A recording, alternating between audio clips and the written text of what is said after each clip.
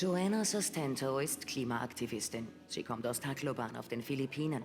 Im November 2013 verlor sie fast ihre gesamte Familie durch den Supertaifun Haiyan, einem der stärksten Wirbelstürme seit Beginn der Aufzeichnungen.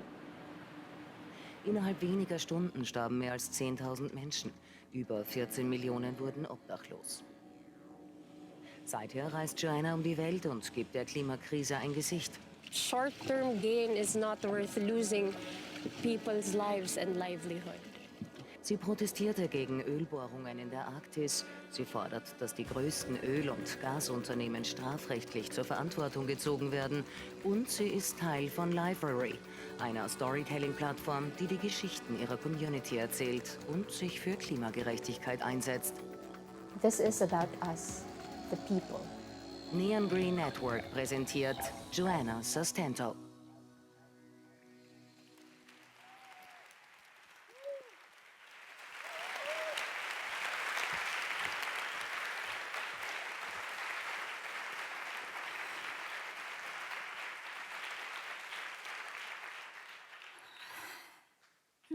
Hi.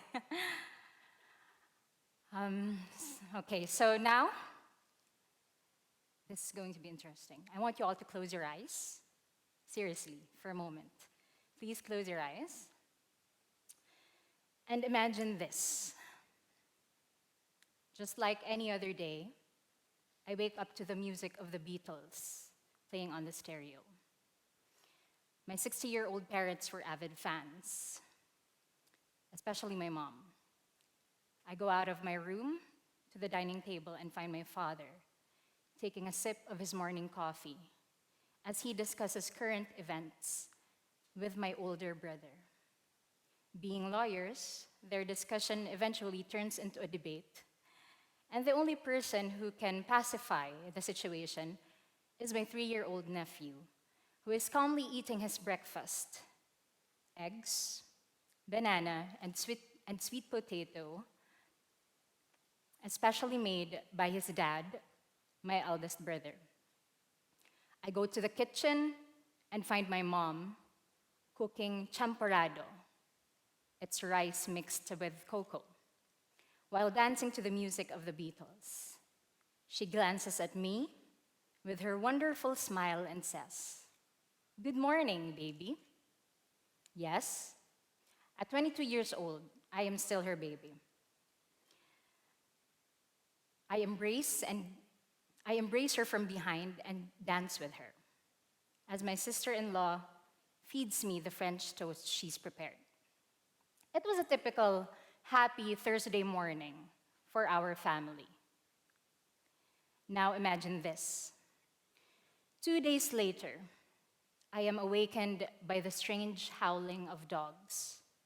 Eventually, the howling stops and my surroundings are filled with a deafening silence. I stand up. It's dark, cold, and gloomy. No breakfast prepared on the table, no music, no petty arguments. My family was nowhere in sight. All of a sudden, the horrifying scenes of the most heartbreaking moment of my life flash back.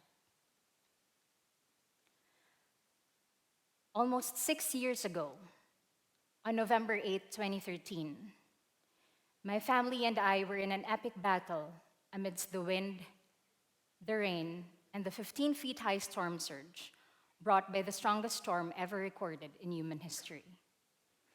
That day left me with no choice but to witness my father slip through my grasp as he was being swallowed by the deluge of Supertaifun Haiyan.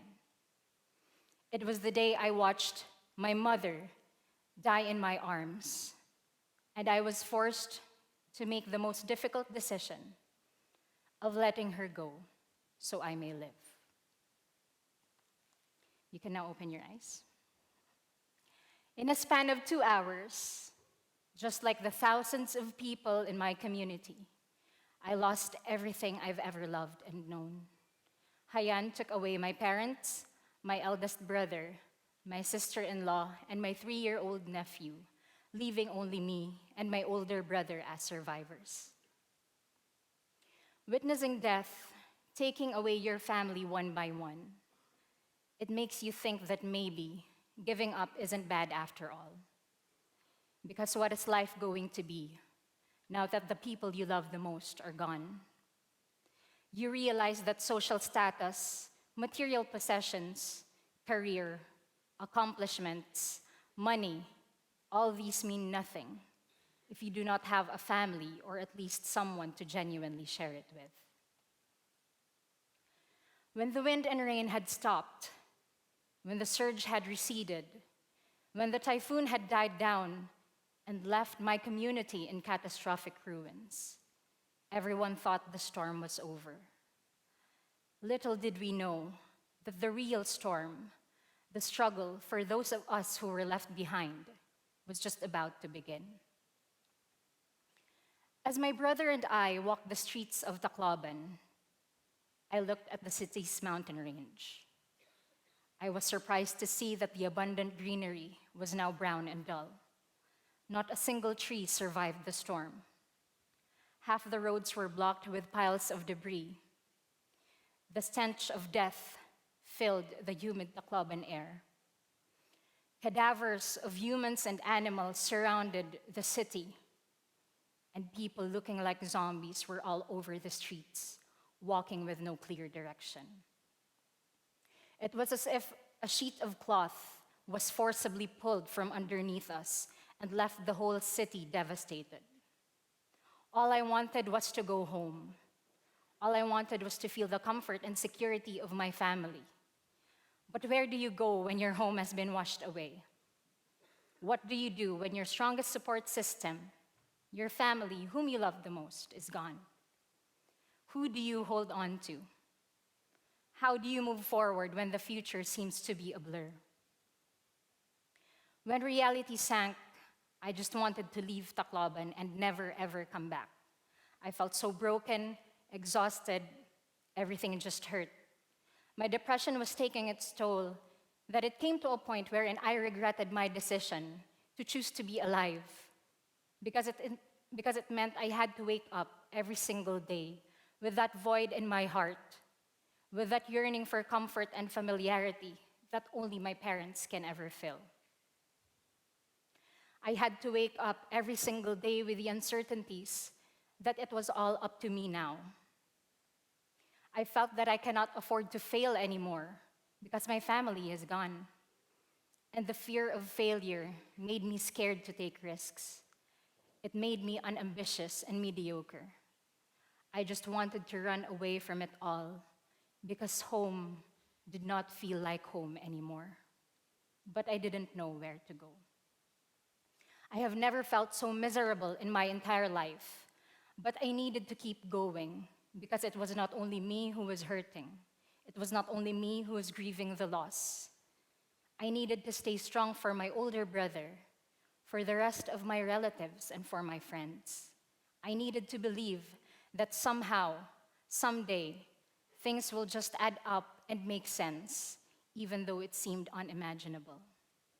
For some reason, even if it hurt, even if everywhere I go reminded me of that tragedy, I decided to stay, and I'm grateful I did. As time passed, I had the opportunity to work with fellow typhoon survivors and people who helped in the rehabilitation period of my hometown. And every single day spent with them changed my mindset. I realized that I should not limit myself on thinking about my family's security alone, because I am just a small part of a bigger community. It dawned on me that Supertaifun Haiyan took away everything, but it left us with nothing but stories. Stories that are way too precious and compelling to walk away from. Stories that deserve to be heard. I can no longer afford to just sit and wait for someone else to step up, because the more stories of loss, grief, and pain that I discover, the more I realize that we do not deserve to live like this for the rest of our lives. And the thing that inspires me most when I listen to the different stories of my community is the ability of the human spirit to turn suffering into strength, to always end the story in hope and gratitude. Witnessing my community's resilience, despite the hell on earth we were living, ignited something within me to do more for them. Writing and storytelling became my tool. And more importantly, that's when healing for me began. In the years that followed after Typhoon Haiyan, I have been given opportunities to speak to different communities in the Philippines and abroad in behalf of people severely impacted by the climate crisis and how it violates our basic human right to a safe environment. Since then, I've made it my mission to use what's left of me, my mistakes, my challenges, my vulnerabilities, my stories, turn them around and be willing to pursue something bigger than myself. And that is through climate activism.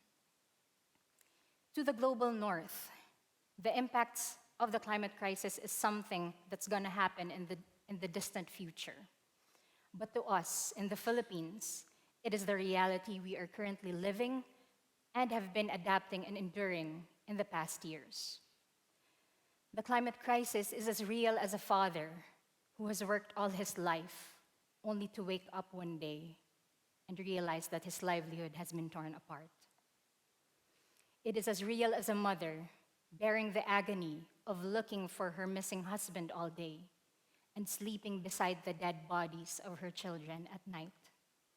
It is as real as a child who is looking forward to an education only to find out his school is damaged and he can no longer study anymore. The climate crisis is as real as the thousands of families who lost their homes and livelihood, whom until today are living in makeshift homes, struggling to make ends meet with little to no food and clean water.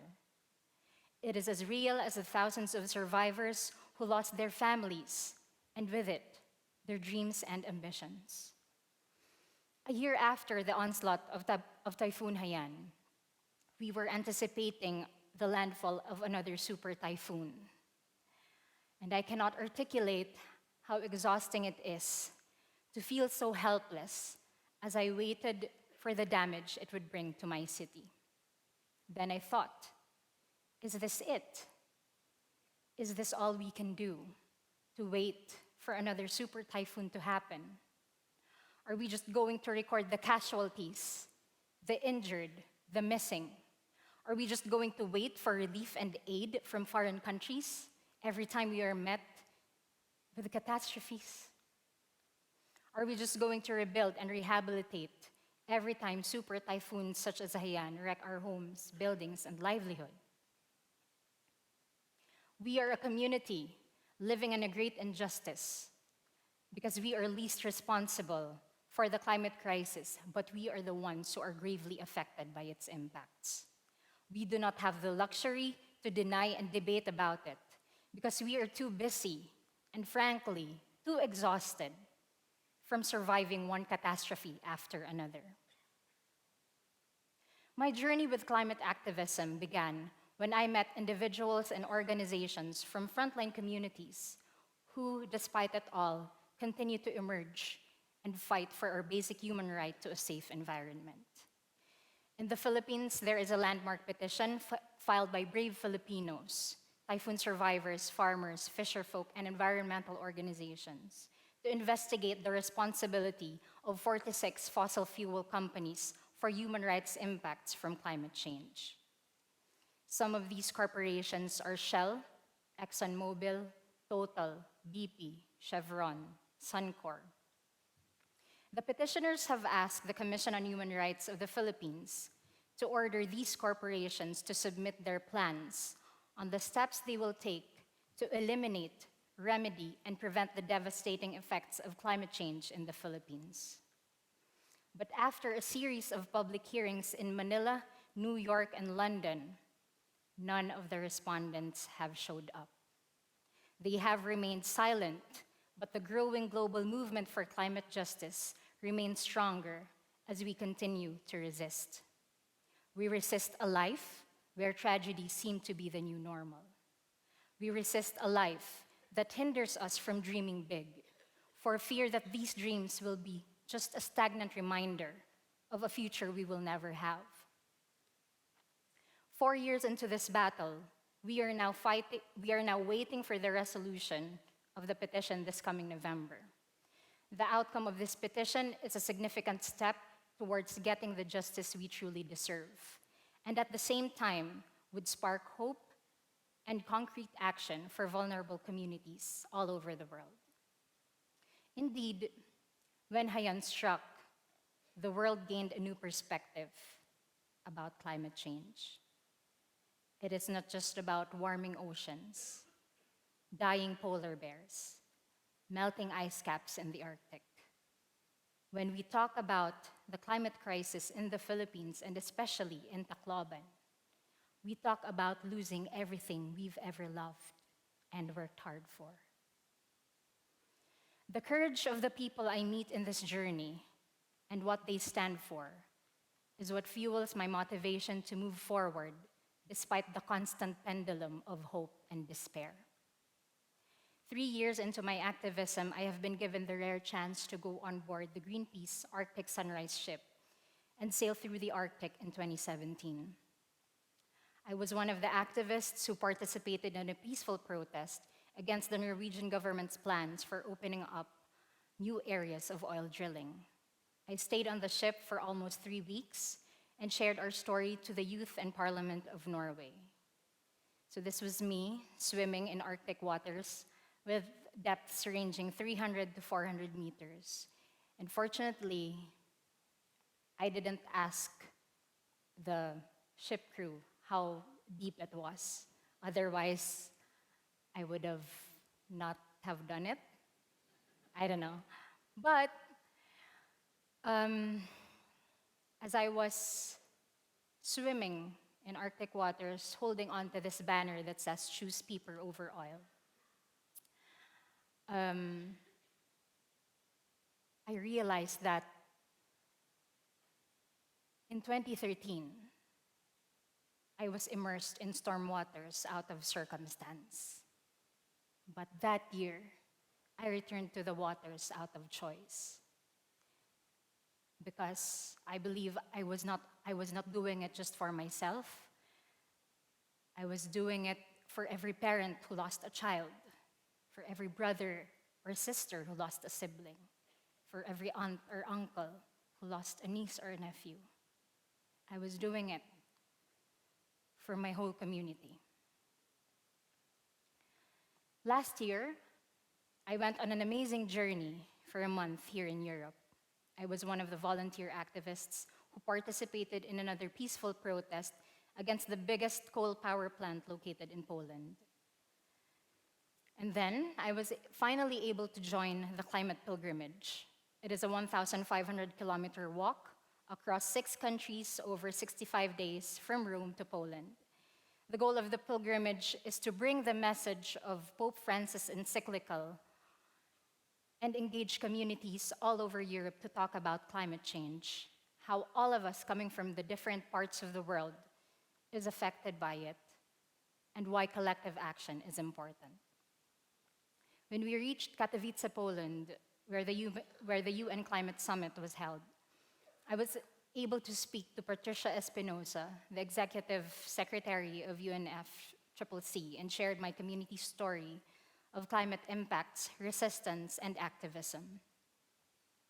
Recently, last month, I staged a lone protest in front of the Shell headquarters in Manila to kick off the series of global climate strikes happening that week. The goal was for them to respond to the people's call for accountability to the climate crisis, for they have known for decades of the catastrophic impacts of their business practices. But despite their technological and financial capacity to curb its severity, they blatantly chose profit over people's lives.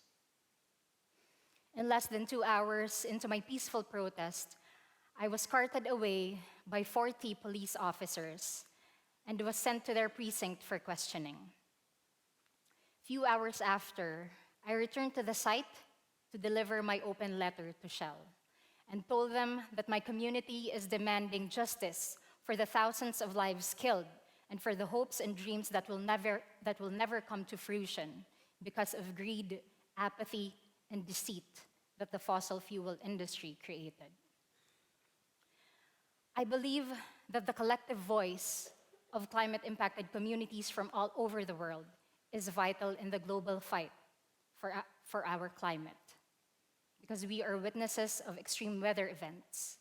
Our experiences, our stories, put a human face to the numbers and statistics of climate science. We are doing this because my community, we are not mere statistics. We have lives, we have dreams, we have families whom we love so dearly. We have beliefs and advocacies we want to pass on to our children. The things that we value most in our lives are at risk, and I want to be part of the movement that protects it. When Typhoon Haiyan struck, our small city of Tacloban became known as Ground Zero, the city that literally became the graveyard of its own people.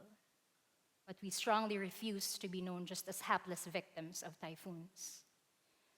We are a people who have survived and decided that it is no longer enough to just adapt and endure. We have finally learned to fight for our lives and the lives of the future generation. Our collective experience is what drives us to continue telling our stories. It became a way for us to mourn, to remember, and to heal. But now, our stories have transformed as a way for us to fight, because we have realized that living a safe, decent, and dignified life is not a privilege. It is a human right. Protecting human rights from the impacts of climate change may look like a David and Goliath battle. One can just easily back down. But if you come from a place where you've witnessed people being pushed to their limits, yet still manage to defy the impossible every single day, it is hard to find an excuse to give up. To the world, November 8, 2013 was the day Supertaifun Haiyan ravaged the Philippines and left it in ruins. To us, it will always be the day the strongest storm in human history met the strongest people. Thank you.